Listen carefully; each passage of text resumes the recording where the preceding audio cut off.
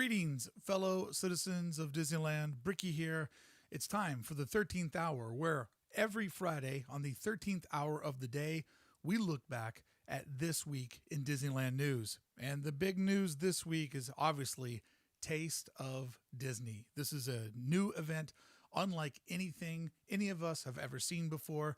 So if you're showing up and watching this stream on demand, the news will start about 5 minutes in, but right now, I always like to spend the first 5 minutes saying hello to everyone that's joining me live and taking a little bit of time out of their Friday to get together and set some Disney vibes, because the world right now, it can need some Disney vibes or use some Disney vibes. Megan Mouse, first comment in there. How you doing today, Megan? Good to see Daphne. Kristen's over there. Tony Mendez, who was my host last week on a tape delayed version of the 13th hour, which was just awesome to have a friend to be able to fill in for being out on the road. So hopefully folks enjoyed last week's. It was such a great conversation to get to talk in detail over an hour about what it's going to be like when we find that Disneyland will be reopening, what that first 6 months will feel like the first year, when things could maybe get back to somewhat normal. So thank you so much, Tony Mendez, for doing that and for being here today. Want to say hello to Christy. Nick's over there. How you doing, Nick? I enjoyed your comment on yesterday's video. And right now, let's say a prayer for yesterday's video, which just sank like a rock. Such a bum out. I thought it was a good video, but you know, the algorithm, it just hates old Bricky Mouse. So what are you going to do? What are you going to do? The small channel, but the mighty channel keeps on tricking forward. Believe in Magic Sierra. How you doing? JT, good to see you over there. Federalists, what's up? I see you dabbing over in the comments section. You know, I might dab today. I might do a live dab for everybody. A dad dab. Dad dab. That's hard to say. Tony Mendez, thank you so much for smashing like and reminding everybody else to do it. Oh, deep beard trim, Megan. Not only did I get my hairs cut, but I was just getting sick of always having that like mask kink in the beard. And, you know, one of the big reasons why when I'm out at the park live that I don't show myself too much is the mask is jarring. It's like, what sort of version of this world are we living in? But then when the beard's like exploding out of it, it's like, no, thank you. So yeah, the beard got a major trim back. I like it longer, but Beth is happy, and I think my face mask will be happy. Disney Diva, how you doing over there? Elena, good to see you. What do you think of Touch of Disney's graphic design? Always value your creative opinion. I think it's cute. You know, I like the colors. I like they're going for like a spring and vibrant vibe. I mean, it's funny. One of my favorite things about the 20-year history of Disney's California Adventure is this guy right here, right? Like, they thought that Grizzly Peak was going to be the logo of the park. But a lot of times when you create something and you put it out into the wild, public opinion has a different vibe than what you're planning on as the creator. And Grizzly Peak never stuck. But the Mickey Fun Wheel, I think all of us agree, that is the heart of this park, even more so than Carthay Circle, which is really important for the storytelling of DCA. But it's the fun wheel, right? It's the fun wheel that is where the magic at. So when I dreamt of building my home studio, I knew that I wanted a window that would look out into the park, and actually shot footage of Matterhorn, and I have really nice footage I shot from the Main Street train station where you can just see people walking through the Esplanade and the monorail goes by. But I don't know, there's something so nice about this fun wheel that just goes around. And if I play it right, sometimes I look like I can look a little bit like a prayer candle if I get my head in the right spot there. So let's see, who else do we have over here to say hi to before we get into the news? Amanda Kay, good to see you. Childless over here. Laura Jean, how you doing? Good to see you, bud.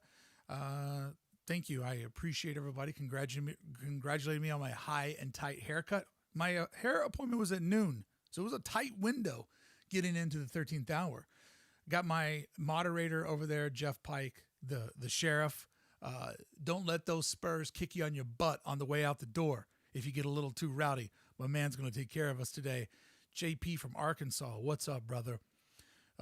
Joe Frock says Mickey Fun Wheel is a beacon of magic. Absolutely. You know, something I was talking about with Philander the other night when we were hanging out, a big missed opportunity is that when they do World of Color, why don't they make the Fun Wheel talk, right? Like Mickey should host World of Color.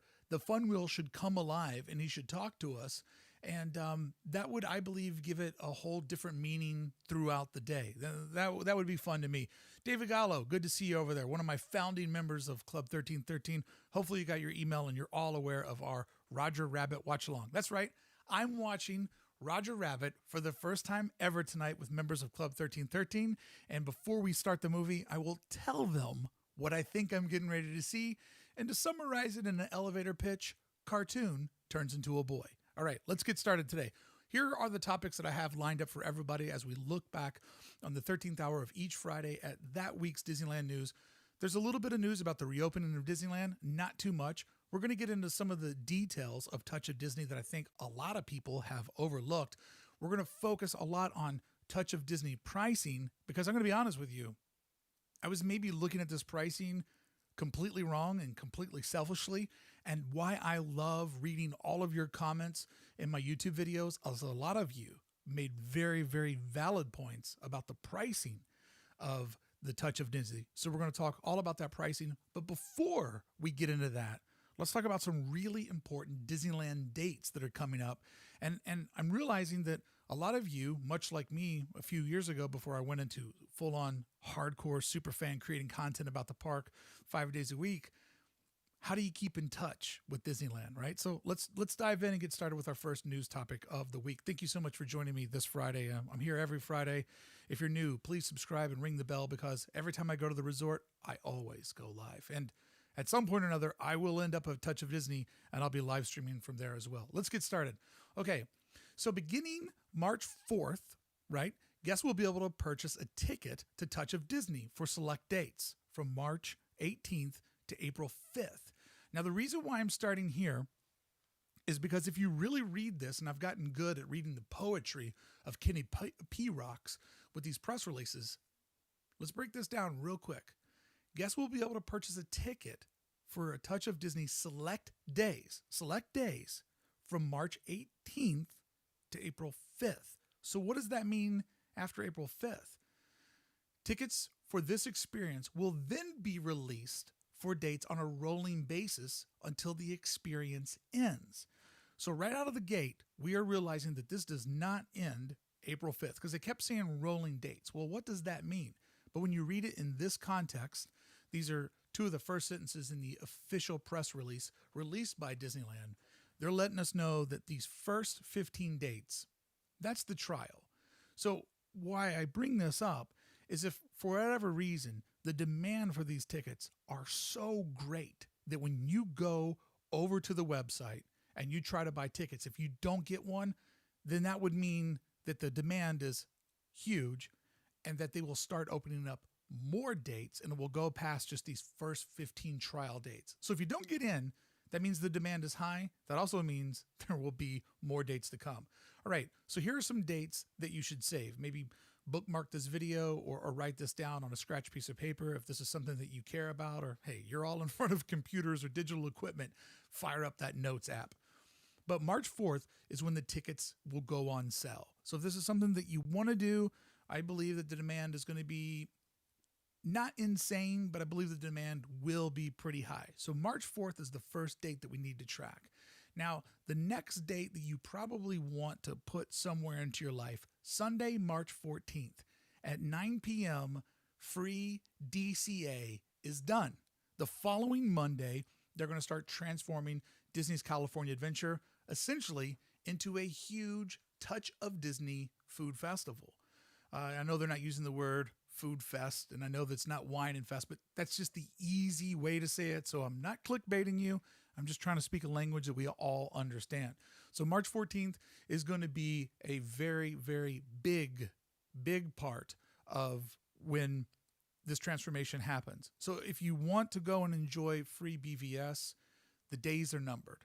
And for many of us, why March 14th is important is this is going to be the first day of what it feels like, or the next day, I should say, that Thursday, that will be the first time for you to really see what it's like to not have an annual pass, to not get in to the park whenever you want to. Because, of course, everything closed down almost a year ago on March 14th.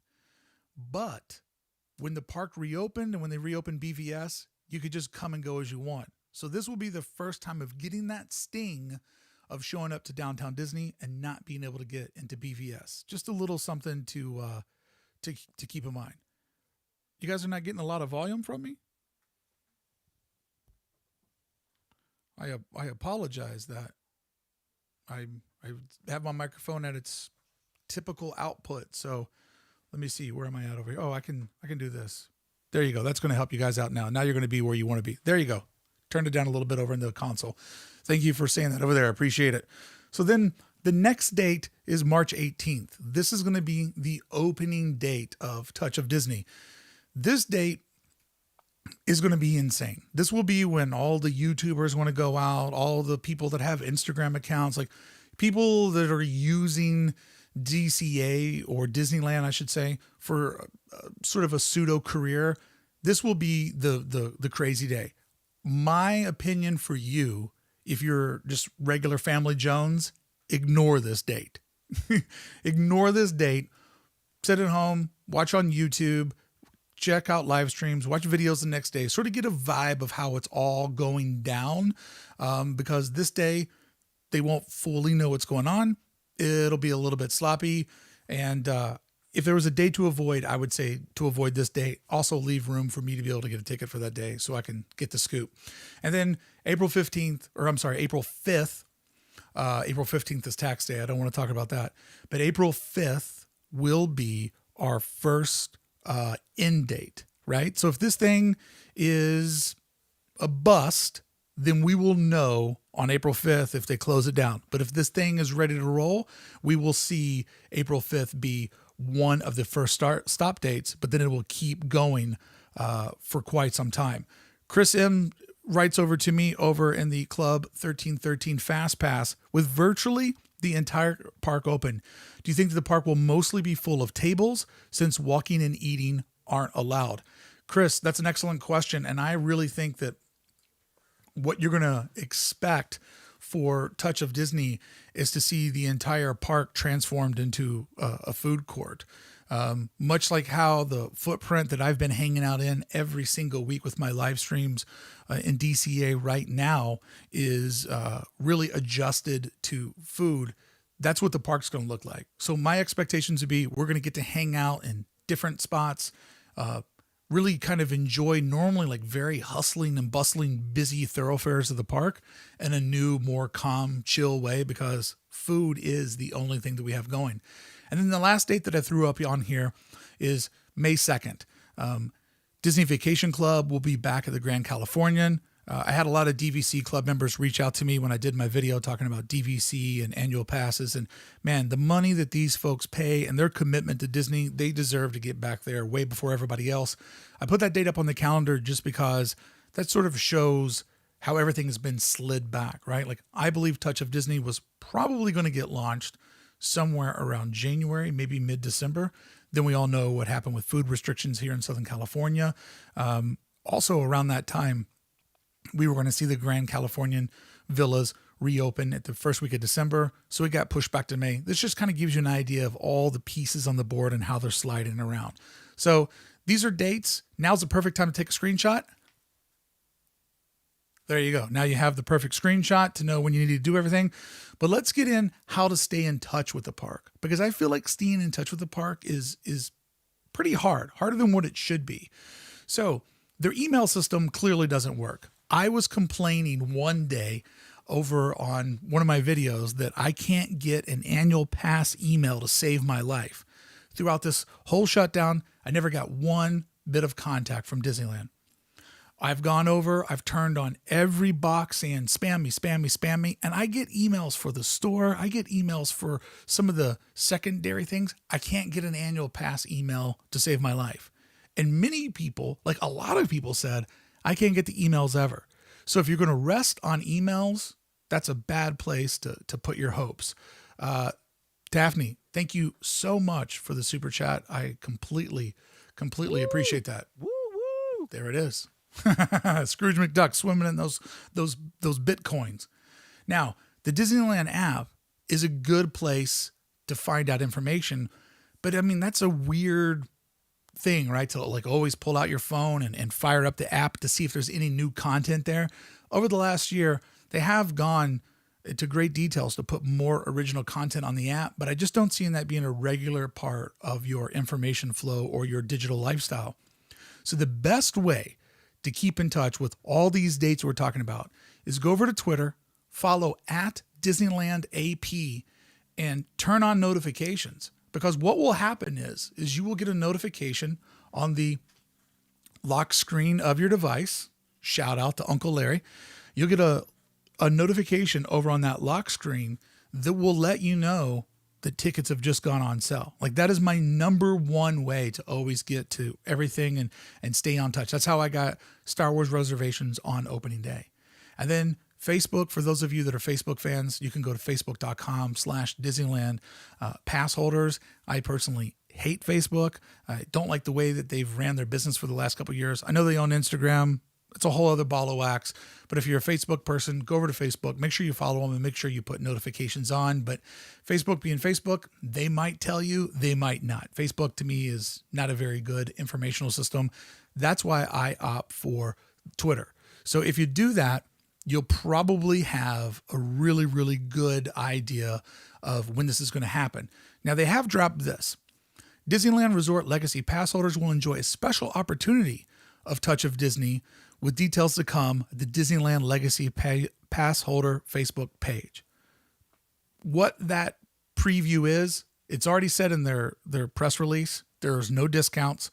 So even though they extended Legacy Pass holder Monday through Thursday, 30% off at the Disneyland Resort, we are not getting a discount on tickets. So I'm assuming what we're looking at here is, since they're not doing like a legacy holder preview nights, at least I don't believe so. I think that would have been for sure announced up front. That would be a real curveball if they decided to do that. What I think we'll be looking at is some exclusive photo opportunities. Maybe, and I wouldn't hold my breath on this either, maybe an exclusive merch booth. But I don't think that the legacy red carpet is going to be, fully rolled out for this event. And I understand why from a business perspective. Okay, let's see here. We got some comments over here. Looks like everybody's just kind of hanging out, following along. So let's do this. That's our first big topic of the day. Those are dates to follow and how I believe the best way to keep in touch with the resort. It's Twitter. To me, it is Twitter. Facebook is such a mess. Their email system obviously ignores so many of us. Let's go with Twitter. Let me run an ad, and I will be right back with our second news story of the day, which is going to be, is Touch of Disney affordable? Did they price it properly? I'll be right back after this word from our sponsor. Summer's here, it's all back, and Disneyland is where it's at. It's all about fun this summer at Disneyland and Disney's California Adventure Parks. Our friends are here, so put a smile on your face. Disney's California Adventure, it's a real cool place. There's adventure out there, and we know where it's found. It's our favorite time of year, and we're glad to be here.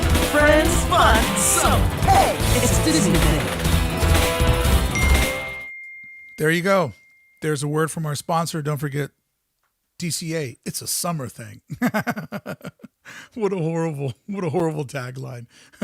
Oh, I wish it was a summer thing. I would take for a summer thing, for it being a summer time thing so hard. Let's see. Ethan was adding on saying, would they do free pens and a lanyard for folks? Who knows? Maybe a free magnet. Like, yeah, there could be some sort of lower level giveaway, but I just wouldn't bank on it being too much, I would say. All right, let's move over to our next topic, which is the pricing for the event. Okay, so when I looked at the pricing, I, like a lot of people, I was looking at it very selfishly. This is how I broke down the pricing as a single adult who will be going by themselves that has expendable income, humble brag, and does YouTube, right? So I was saying, okay, $75 price, $25 for parking, give or take 20, 25, however you want to break it down in your mind. But going easy with the math, I thought $25 for parking, fair. I live in LA, I'm used to dumb parking prices. $25 for my admission, fair. $25 to go to an event, that's a deal. If you go $20 for parking, $30 for admission is still fair. And if you go $10 for the parking that we're paying right now, which that parking is just for shopping, so I can understand a higher ticket price for more amenities that will be given, that would still put you at $40 to get in. And $40 is fair with $10 for parking. And then $25 of that voucher is for your food. Just last week when I went there, I spent over $25 on food, and I didn't get any limited edition goods. I just went to Smoke Jumpers and got a snack. So to me, the $75, it was perfect. It fits my lifestyle. It fits my needs. And my goal is to somehow try to get there like once a week to cover it for the channel. But then, and this is why I love reading your comments, is $75 right for everyone? So let's break this down. If a family of 4 is going, essentially, let's just go with the traditional family model. Let's say dad's driving. Dad's paying $25 for parking. That's fair. But also mom's paying $25 for parking. Let's go with a 2021 model. Mom pays $25 for parking, but your other mom, she's paying $25 for parking, and the kids in the back, they're paying $25 for parking. So already, when I started to think about it that way, it's starting to skew a little expensive. Then when I went with $25 for admission, okay, that's fair. But if we're doing it 4 times and there's that parking factor, I think that's where the pricing gets kind of out of control. I almost feel like parking maybe shouldn't have been a part of this, or a different price ticket. Because when you look at that price distributed over a family of 4, moms taking their kids out, that's it gets a little expensive, right? And then you have the $25 food voucher. But when you're looking at taking younger fans out to the park, and this will cater to younger fans, we'll get to that in the details. We're looking at the fact that do younger audiences, do younger pickier eaters, are you going to be able to redeem $25 off of feeding them? Will they eat that up? I know a lot of people's kids eat them out of the house in whole, but there are those kids where it's like the $25 might be a great added bonus for some kids, but not for everybody. And then when I started to think about if a family of 4 goes out and, the moms want to have some drinks and people want to get more than the $25 of food, obviously when you have kids, they want to buy a balloon, they want sippers, and that's how you run your own family. I have here on the notes, value is always subjective. $100 is not the same to all people. And in fact, in my lifetime, $100 has not been worth the same amount of money in my entire lifetime. So value is always subjective. But when I ran the numbers and looked at this for a family of 4, after reading some of your comments, this is a $300 event for a family of 4. And that's baseline for a family of 4. You're at $300. Once you add in some of these amenities I'm talking about, this could quickly turn into a $400 to a $600 plus evening. Now, like I said, some people, $600 is more than what they have in their bank account. Some people, $600 is like a make or break bill. Like if they got a $600 bill for their car, they're now worrying about paying their rent. Other people, $600 feels like $6 to them. So I understand that in Southern California, we have quite the range of economic backgrounds.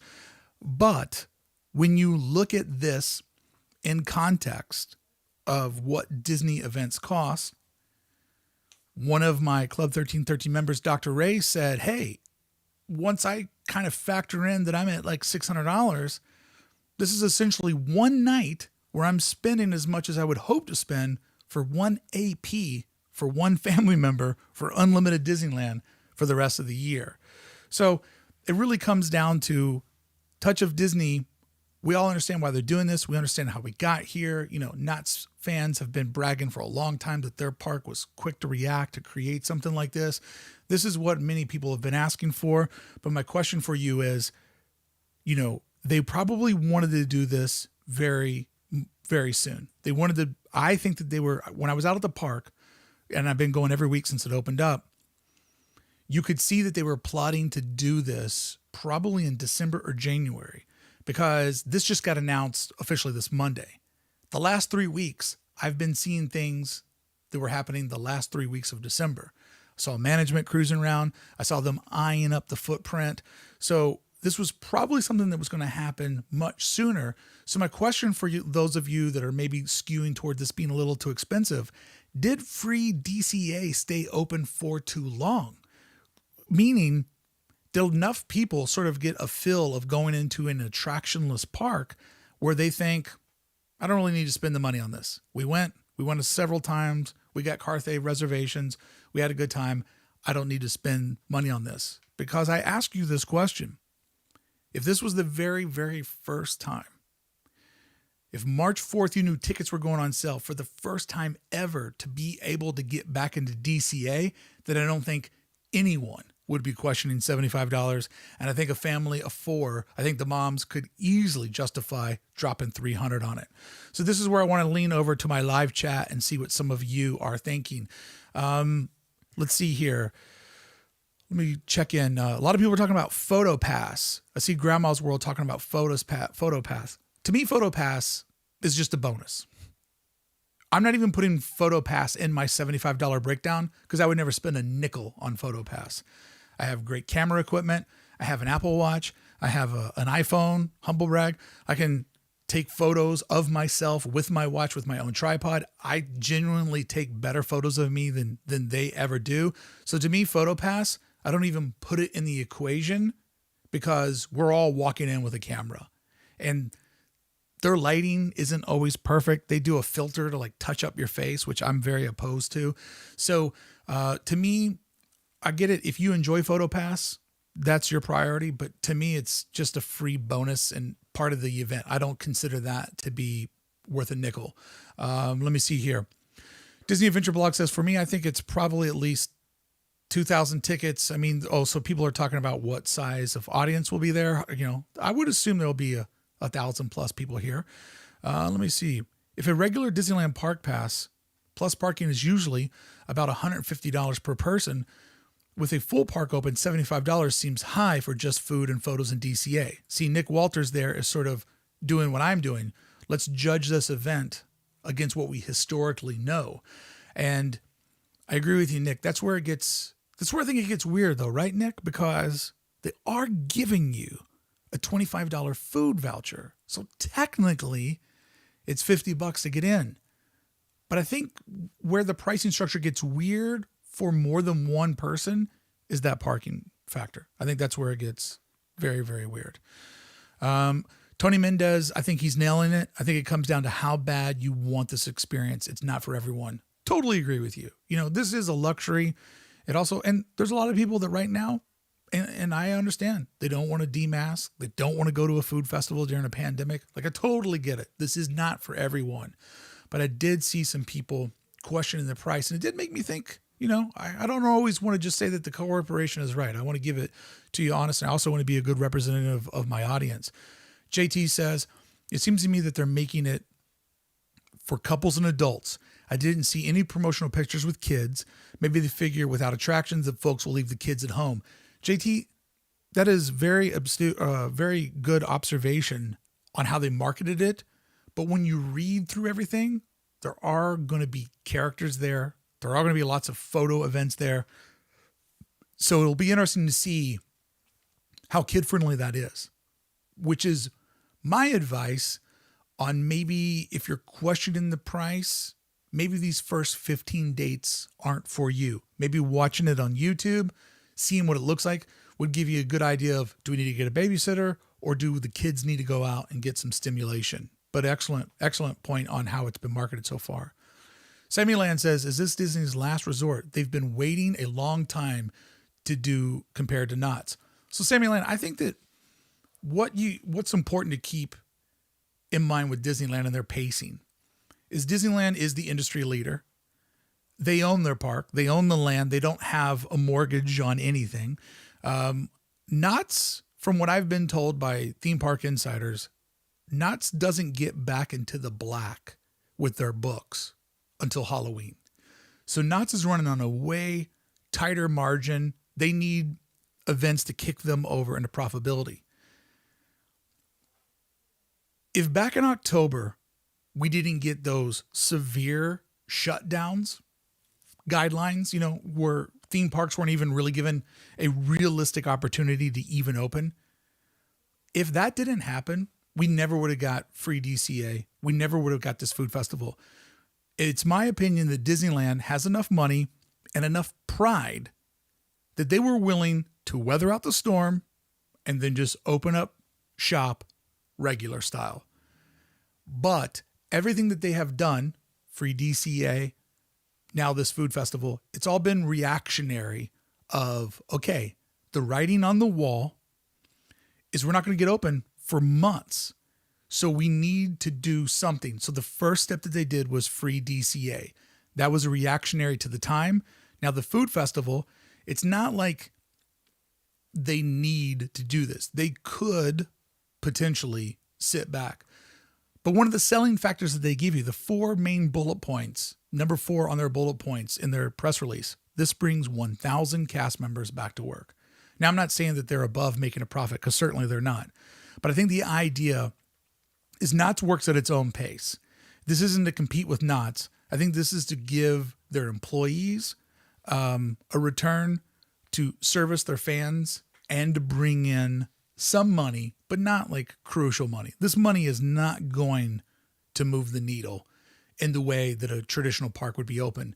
And one might say that by the time they bring back the staff, buy all the supplies, like the margins for 15 days of being open, it takes a lot longer than that to hit a full financial return. So I know a lot of people tethered this to like Knott's. Is it a competition? And I think it's really, you can't say that Disney's competing with Knott's, because they're really competing against themselves and their own unique profitability. So that's my sort of long-winded breakdown, and I always have a long answer for everything. All right, my next question for you is this. What do you guys think? And I'd really want to read over here in the chat right now. Did Disney price this event correct? Is $75 a fair price? Do you believe that parking should be included or not? Like, what do you guys think? My bud Daphne says, and thank you so much, Daphne, for the super chat earlier today. Daphne says it's probably about 12,000 tickets, since that's about 25% of capacity, which I think is 50%. So a lot of people still gauging what that attendance is going to look like. Oh, cute Latin guy. Dang, I forgot about this live stream. What did I miss? Start over again. Well, for cute Latin guy, let me go back to the first slide and start all over again. You know what? No, I'm not doing that for you. I'm sick of attractive people like you thinking the world revolves around them. You know, a cute Latin guy, you can watch the rest of this, and then when it's over with, you can go back and watch the replay, and you can leave a comment, and you can give a thumb up, and you can help out old man Brickey's struggling YouTube channel. That's what I got for you. I am sick of attractive people thinking they rule the world. On behalf of all ugly people everywhere, everyone who's a strong 7 and below, we are not going to take this anymore. Revolution for the uglies. Joking around. All right, let's see here. Maddie says, as a Knott's employee, I've been working since Taste of Mary Farm. And that's awesome, Maddie. I am so pumped that you've been working since back in December. That is awesome. Let's see here. Looking for somebody. 75 is about what I'm expecting, Sammy Land. Yeah, it's weird. Philander and I were talking the night before, and I said if they go over $50, they're making a mistake. And I was right where it needs to be, because it's 75, but they're making you invest 25 into food. So it's kind of where it needs to be, I think. Let's see here. JT says, I think it's priced right for the vibe chasers. I agree. Let's see here. Cute Latin guy says price gouge, $50 and $10 for parking. Let's see here. But, you know, this is just a cute Latin guy is just used to everybody. Oh, can I open the door for you? Would you like a free appetizer, sir? You're so beautiful. So, you know, we can't really gauge his opinion on anything. Let's see here. Courageously Red says, I think $75 is reasonable. The argument about parking is a misunderstanding. Parking is a bonus on the ticket. If you'd like to use it, park at Mickey and Friends. If not, park where you please or and pay extra. Okay. Hard take there. Let's see here. Andrew's applauding on behalf of ugly people everywhere. Oh, Yvonne Garcia feels pity for my strong 7 looks and gives me a beauty chat of $19.99. Thank you so much, Yvonne. I appreciate that. Let's see here. Megley 1 says the event at Knott's is only $40. So there you go. $35 more expensive. Megley, can you tell me below? Because I'm not aware of this. Does the Knott's $40 ticket give you any food? Because that would be sort of a important part for the comparison. Let's see. Kelly says there should be a kid price ticket. Yeah, this is the ticket is everybody 3 and up is the same at Disneyland, which I think is a little wild. All right. My next question is this. Are you in or are you out? I would love to know what your opinions are. And Yvonne, thank you so much for the super chat on the live stream. I sincerely appreciate it. And that fun little sticker that you gave me. Love it so much. Are you in or you're out? I would love to know. Just, you can put a Y if you're going to go and an in if you're not. Would love to see that. Ryan says, I'm 2, so it should be free. You know, I thought about setting up a side hustle where I could give Disney fans fake IDs that says everyone is under 3, and that would get us there. So let's see here. Ethan's going. Miss S is out. Sammy Land, I'm going for sure. Earliest day I can get. Oh, hope to see you out there, Sammy. Nikki says the Not Ones includes 4 or 5 free food items. Oh, interesting. Princess Leia of Club 1313. She says that she's in. I appreciate that. Hope to see her out there and get to meet her. Let's see here. Ethan's going with his fiance and a 1-year-old. Yeah. We all know that's a 3-year-old that you're putting diapers back on. Do 3-year-olds wear diapers? I have no idea. Let's see here. Daphne's going several times. Let me see. 1, 2, 3, 4, like 7 Ys. Daphne's going 7 times. I love that. Yeah, it's looking like mostly yeses out there. Mostly yeses. If I was in California, I wish I could go. I get that, Henry. I understand that. If I was a local, I'd do it once. That's what Kaylee says. I think this is a one-time. Cute Latin guy says, I'm out. Cute people don't pay retail. Totally agree. And let's see here. Yeah, it looks like all the ugly people are going. Just joking. Crystal Ray today says most likely a Y. Day Tripper says Y, and I'm taking my kid to Cars Land for the first time. Oh, man. That's kind of cool, though, right? They'll see Cars Land for the first time like this, and then when they get to really experience it, it'll just be a whole second wave of magic. That's pretty cool. All right. There we go. It looks like, for the most part, just doing monkey math, it looks like we're at like 80% Y. Let's see. Princess Leia says, I wonder if people would be okay with $75 if it were for Disneyland. As a solo childless consumer, I'm okay with $75. Princess Leia going solo for $75.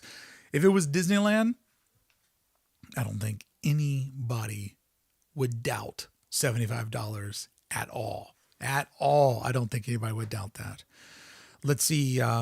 Chris M says, a real test of paying to visit. Definitely not priced for the traditional Disney lifestylers, but there is a pent-up demand to visit, so it should be very popular, at least on the weekend. Do you think the weekday events will be sellouts?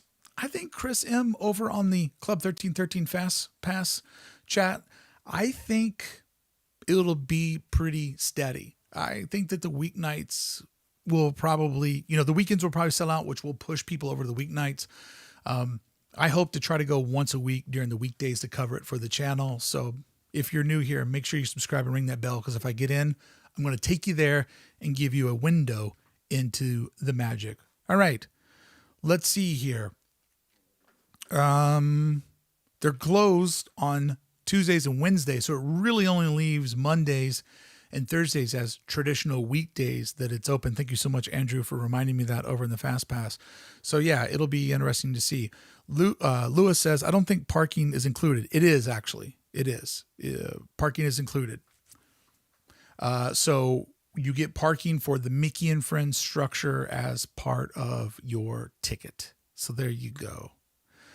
All right, I'm going to take a quick break, and I will be back with our next topic, which is going to be some touch of Disney details that I feel like a lot of people have kind of looked over. We've already looked at the pricing. We know who's going to go. Let's dive into some of the details and see who exactly this is right for. I'll be right back after I take a swig of my Starbucks, and you watch this. Hey, did you know that now Southern Californians get into Disneyland for just $26? Cool hair, dude. Southern Californians get into Disneyland for only $26. It's just too good to pass up. There you go, $26. Tell me about that price. Can you imagine? My Lord, my Lord. All right, here are some quotes taken out of the official press release that was released from Disneyland that then circulates out to all the blogs, all the different newspapers and YouTubers that covered this. Let's look at this, some of these quotes, and really break down some of the finer points of the touch of Disney that I think a lot of people missed out on. All right, so one of the things I want to do is first off pat myself on the back, because the press release says it's time to experience some sights, sounds, and flavors of the Disneyland Resort with a touch of Disney. When I read this the first time, when the press release was actually just to the food and beverage employees, I was saying, okay, as soon as I saw Disneyland Resort in there, I was predicting Dole Whip. I was telling you that we were going to have Dole Whip, that we were going to have Disneyland vibes inside of DCA. And that prediction has come completely true. We know we're going to have those little bite-size, or not bite-size, but like a more reasonable size Monte Cristo from the Blue Bayou. We're going to have Dole Whip from Adventureland. I saw some other famous Disneyland snacks that I'm drawing a blank on right now, but we know that we're going to get official Disneyland food inside of DCA. But we're also going to get a lot of other Disneyland official vibes. So the relationship between DCA and Disneyland is a close one, but we all know that there are certain things that just stay on the other side of the Esplanade. But desperate times, desperate measures. So we're going to be getting the Disneyland flavors inside of DCA, which I predicted early, but I also think that this is a surefire indication that Disneyland is not opening until we've weathered the storm. Why else would they be giving up some of the Disneyland perks if they had any idea that they were going to be opening the park, doing a partial opening? So I think it really bodes well for the fact we're not getting in there until we weather the storm. Okay, they also went on to say a touch of Disney is different from traditional visit to the Disneyland Resort theme parks. Well, obviously, we know that it's way different because there are no attractions. But I think that this, if you can get your mind right, is going to be a special time because there are no attractions, because that whole part of the park is shut down. It's going to be vibes and vibes only. So therefore, when we get to go to Touch of Disney, the music, the characters, the food, like that is center stage.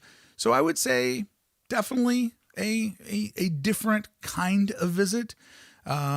Definitely a memorable visit, one that you will not forget. So when looking to spend that money or not, I would say that is what you're buying, is a slice of Disneyland Resort history and a different way to experience Disneyland Old Faithfuls out of their natural habitat. Okay, they also went on to say that Mickey Mouse and Minnie Mouse are part of the magic too. And you might be surprised as some of their fun-loving pals show up in unexpected settings. Now, all of us that have been watching YouTube from the East Coast and seeing how they've been doing these social distant or physical distant character meet and greets, that means we're going to get to see some of our favorite characters put in new settings. Maybe some of those Buena Vista Street balconies, on the other side of the fence where you can't get to them. It'll be interesting to see where they put some of these sculpted characters inside of the park. My big hope is they do have boats that run out into the World of Color, lagoon there, where they do maintenance to all of the various fountains and lighting rigs that exist out there. Please, please put Mickey Mouse in a boat cruising around inside the World of Color body of water. I would love to see that. Federalist is pointing out, in quotes, no attractions for now. That was something that was put in the press release. I would say no attractions for quite a long time. I'm not even thinking about it, but I would love to see, love to see where they're going to put some of these characters. I would love to think, if you guys know of any spots in your mind that would make for a great socially distant spot for characters. Because if you think about it, it's really a different park than how Disneyland's laid out as far as how to keep the characters away. Sammy Land says they should put characters on the fun wheel. Man, that would be so great. But I think, Sammy, you and I are thinking the same way. Put characters on the fun wheel. And then I really thought about that the other night. I'm like, the fun wheel has such tight metal mesh on it so people don't fall out or throw items out of it that I don't know if we'd really be able to see them, right? Like in our mind, it's like a cartoon where they're just waving over the side of the bucket. But I think once you actually put a character in the fun wheel, by design, I don't think you would really see them anymore. But man, I want to see the lagoon. I want to see the Paradise Gardens body of water come to life. That's my big hope there. What a hope to have, right? Like what modest hopes. Okay, this is something that I'm most excited about because I love music. I grew up in the music industry, been working in the music industry nearly my entire adult life from 15 to now. I love this detail, especially curated soundtrack of reimagined Disney songs. So to me, that says they're going to take Disney songs, probably pop them up a bit, probably take park songs and sort of crossfade it or miss them. Like imagine Girl Talk, but in the Disney parks. That's what I'm expecting. The soundtrack will be broadcast throughout the entire park, setting the stage for a touch of Disney as a radio announcer shares jingles and reminders about many can't-miss experiences. So that kind of, to me, sounds like what we get over in Radiator Springs, where they have those little, like fictitious jingles and ads. I'm excited about this. This could be something that I'm making too much of my mind, but walking through DCA and maybe hearing a remix of the Haunted Mansion theme song or Pirates or Small World, that could be really cool to hear those songs, to feel those vibes again.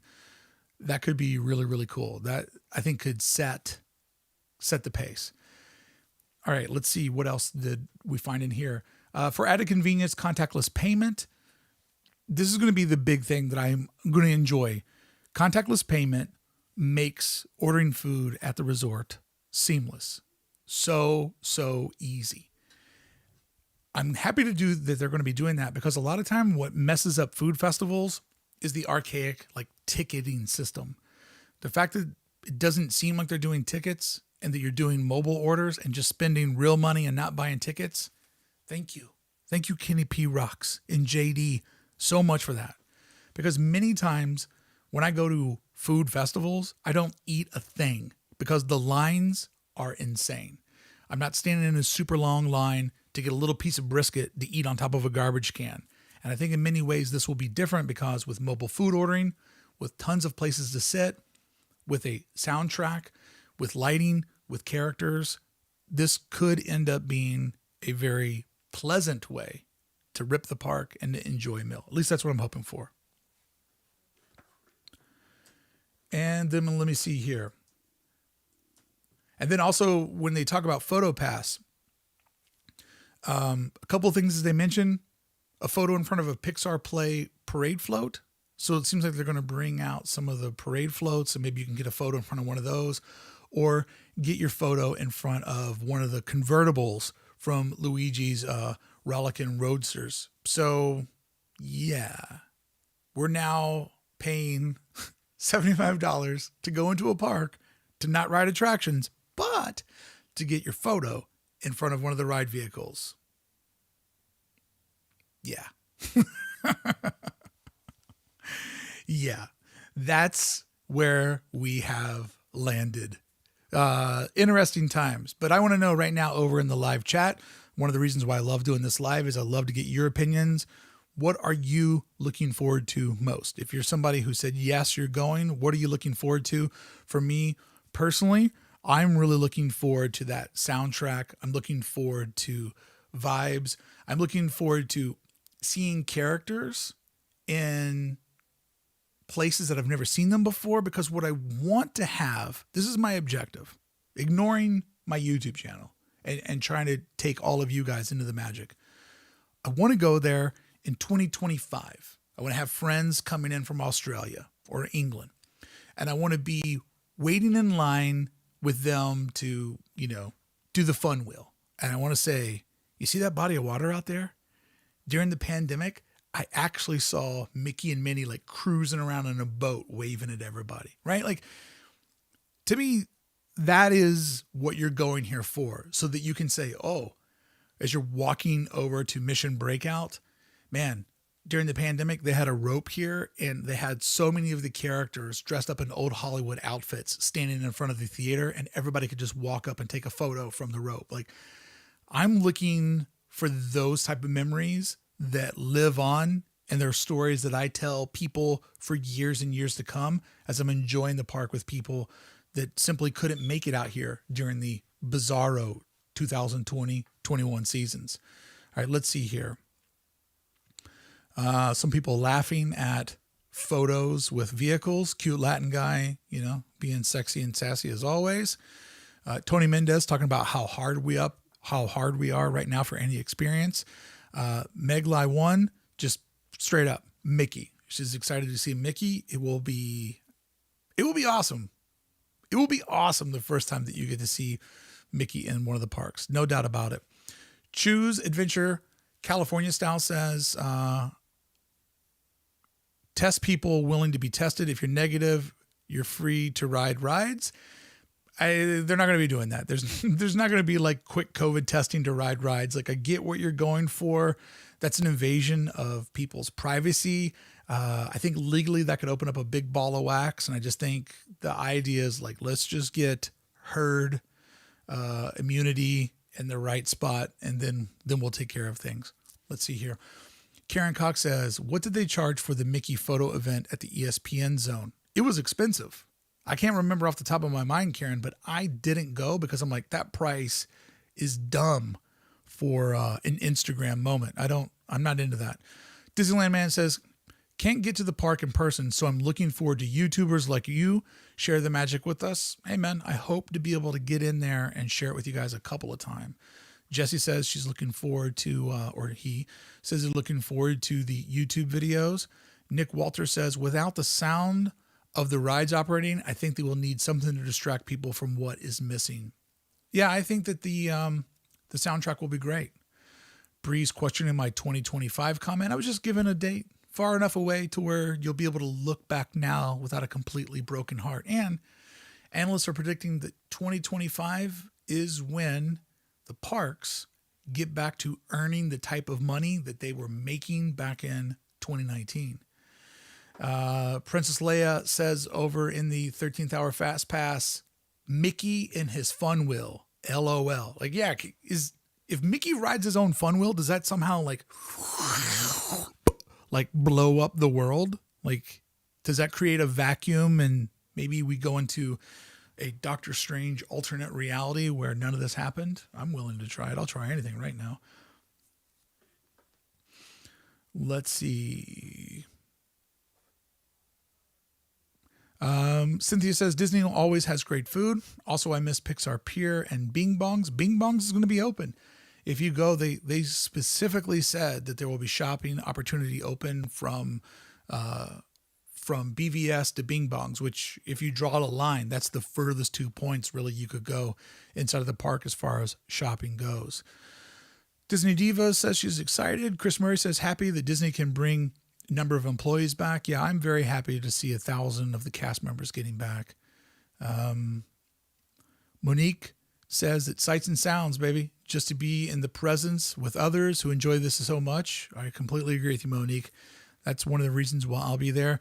Nikki says, I might tear up if they do Cars Land lighting. Oh, I had saw somebody mention that. Do you think that at sunset they'll do the Cars Land lighting? That would be interesting to see. Okay, do you think Boardwalk Games will be open? Probably not, because that's high touch. Probably not. All right, let me take another quick break, get a little drink, a little cold brew rip while you don't have to hear me make drinking noises, and then we'll be back for our final news segment of this week's 13th Hour. Thank you so much for showing up. I'll be right back.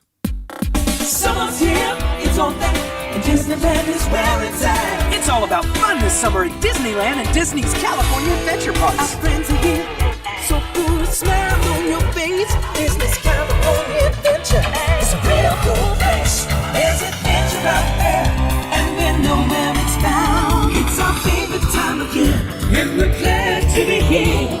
Friends, fun, and summer. Hey, it's a Disney thing.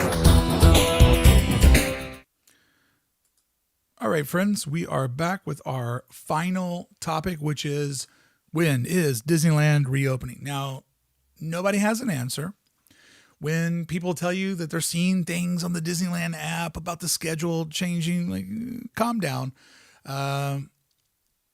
Disney has gone so hard into this food festival with the rolling dates. I don't think Disneyland will reopen until it fully reopens. But there is a little bit of news to cover with you, and it's Assembly Bill 420. Yeah, the name's pretty funny, right? 420. But what this bill does is it lets theme parks reopen much earlier than currently planned. And by much earlier, we mean from, instead of being at level tier 4, down to 3. But that level 4 is so gnarly that we don't think that we'll get to level 4 till late in 2021. Level 3, I drank my Starbucks too fast. I feel like I want to burp. Level 3 could happen much faster, especially since if we're looking at the news, and the news pertains to this, it is believed that we will have enough vaccines for every American by the end of July, which would allow us to get someplace closer than where we are. But the Assembly Bill 420 allows theme parks over the audience of 15,000 to open one tier down. It has been approved by the city of Anaheim in a 6-1 vote. And it was approved also by Los Angeles County. The Los Angeles County supervisors voted on it Tuesday in favor of Bill 420. So it has been approved by local officials. So it'll be interesting to see, can the local officials circumvent, go around the governor, and get us one tier down on reopening. So, as I said, by the end of July, theoretically, there should be enough vaccines for every American. Today, there's big news that the Johnson & Johnson single-shot vaccine is probably going to get approved. That gives us 3 different ways to get folks vaccinated to get towards a herd immunity. And, to be fair and balanced with this, there's also constant talk of the virus mutating and there being new variants and new strands. So, oh God, wake me up when all of this is over. But I always like to talk about the reopening of Disneyland News because I feel like there's a lot of channels that really prey on the fact that this is what everybody wants to know. There's a lot of people that I believe have given false expectations now time and time again. So when is Disneyland reopening? Not for a while. Not for a while. But the good news is that if you believe that it should be open, if you believe that in that version of public health concerns, it has gone one step closer. I'm not going to talk about the governor. I'm not going to get into all of that stuff. I'm just going to give you the facts and let you know that we are getting a step closer. I personally cannot get vaccinated fast enough.